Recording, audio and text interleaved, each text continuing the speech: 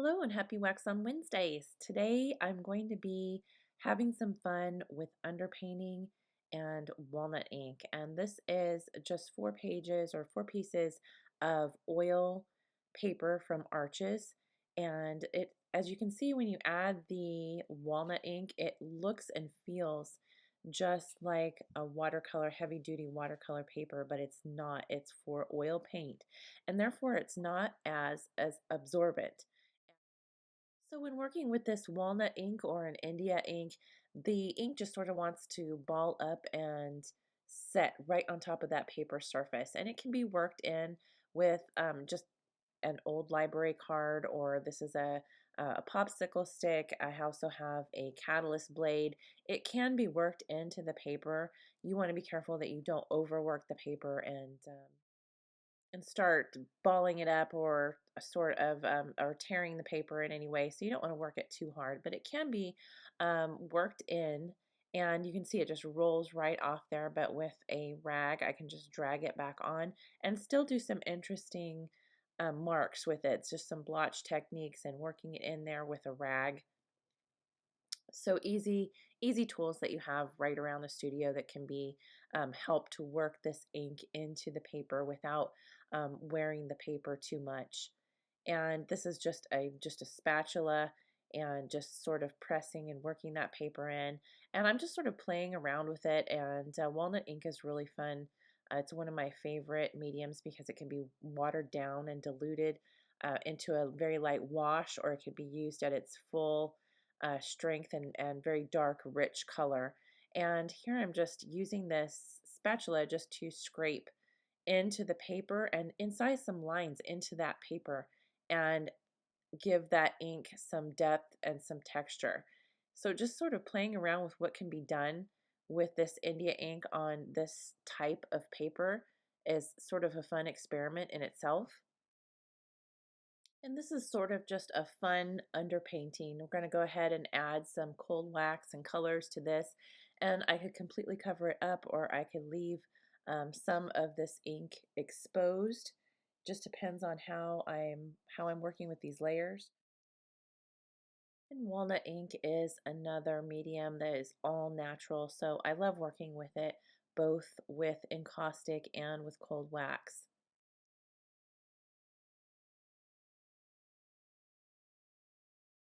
And here's another little fun technique. I'm taking the same blue painter's tape that I use to tape down these pieces of paper and just cut into it, make little, like you were making a snowflake when you were young. This is just cutting little snippets into it and making some marks in the tape and then taping it down onto the paper, running either some ink over it, or you can also use your cold wax and oil paint mixture and just make some fun marks right there on your paper.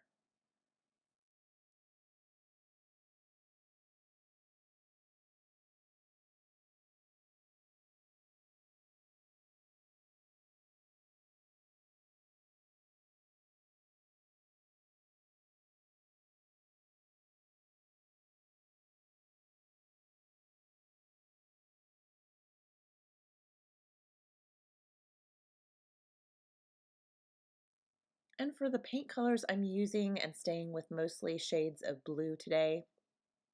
The colors are coming from either cutting off little slivers from R&F oil paint sticks or Winsor Newton tube paints, oil tube paints, and I'm mixing these in a 1-to-1 ratio with Dorland's Cold Wax Medium. And as far as paint grades go, always, of course, use the best paint that you can afford. The R&Fs have a very pigmented color base for their pigment sticks, and the Winsor Newton. All Winsor Newton paints, oil paints are pretty good, but if you can afford that professional grade of paint, then you're going to find that your pigments are much richer. So here I'm just playing around with some layers and adding some paint with a spatula, and I go back and forth with this and the squeegee. This sort of teal color is, I don't ever like it when I have it right out of the tube, but when I add white to it and it sort of becomes those different lighter shades of teal, it ends up being one of my favorite colors. But I'm playing around with just some different shades of blue and then white mixed in, and just adding layers to the paper. And I may end up covering up most of this ink, but it's a fun base to play around with instead of just a stark white page. And I can always go back in and add that walnut ink on future layers of these pieces as well. And before I forget, if you're wanting to join me for a full workshop for cold wax, then the cold wax journal journey is coming up on November 6th. It begins on November 6th, and the early bird registration price is still good through July 20th. So that's just a few more days to get that 25% off of that registration price if you are looking for a new cold wax workshop. And the other new workshop is Moving the Paint and You, and that one actually starts September 10th. And there's also the 25% registration price on that workshop too through July 20th. So if you're looking to get the sale price on those, there's just a few days left to get in on that sale. So after I play around with these layers just a little bit with the wet on wet, I go ahead and let them dry overnight. And that is one of my favorite times to really get back in and scrape back into these layers with different tools. And it's really one of my the most fun stage, I think, of cold wax is to let it dry for just a little bit and then get in there and scrape back into previous layers. So I can scrape back into a contrasting layer underneath, or I can scrape back in all the way down to that ink, that walnut ink, and reveal some of that with different tools here. And I'm using a blade for some of this, and also a clay tool, clay scraper, a spatula, anything that will make a mark back in that wax. And it's sort of fun to just play around and see what makes some great marks. This is the clay tool, and this is a small clay tool. You can also use a larger one, and like I said, it's fun to just play around and see large marks, small marks, just sort of scraping back into the wax. Here I have the spatula, and I can also just move it like I was almost like scraping paint off a wall. Anything to make some different texture and different marks, some interesting marks here in these abstract paintings. And you can also see I went back in after the layers were a little bit dry after a few hours and added just a little bit more of walnut ink to the top of a couple of these paintings just for some more interesting marks. And that's now dried too. I let it all dry overnight, and now I'm digging back in. And here I'm going to add even some more walnut ink, just a little bit. And this is just a matter, of course, it's going to sit up on the paint. So it's just a matter of letting it dry overnight or so before it dries naturally. And just kind of fun to bring some of that walnut ink and that color back out here with the blues.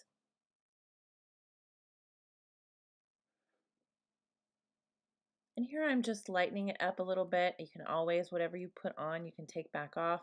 And this is just a paper towel, and sort of just softening some of the walnut ink. So it's just a little bit of a lighter application. I just wanted it really sort of subtle and delicate. Some extra marks in the walnut ink, and some more scraping back to reveal that walnut ink underneath. And I hope that you've been enjoying this summer cold wax series on Wax on Wednesdays.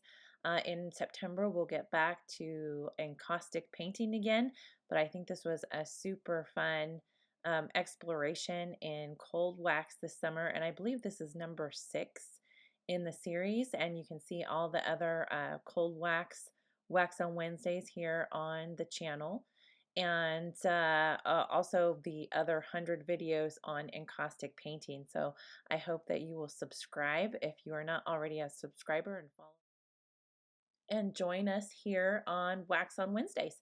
And you can also join in on, if you subscribe to the Facebook group, you can subscribe on my website on ShariReplogle.com and come join us over on Facebook on the Wax on Wednesdays project group. And lots of sharing and info there as well. I'm taking off the tape, and the reveal is always my favorite part. They look completely different. When you take off the tape, you can sort of take a step back and see what's going on in the painting, and see if you can always tape them back down and add more layers in the future. And it's just sort of fun to see what's happening when you take the tape off here. And this is just plain painter's tape from the hardware store. And a good little tip when you're taping down your paintings is to run the tape on your apron first, or your jeans or whatever you're wearing first, and sort of take that tackiness off of the tape so it doesn't tear your paper when you tape them down. So it's much easier to take the tape off if you just sort of run it over something beforehand. So I hope you had fun and have a great week, and happy Wax on Wednesday. See you next week.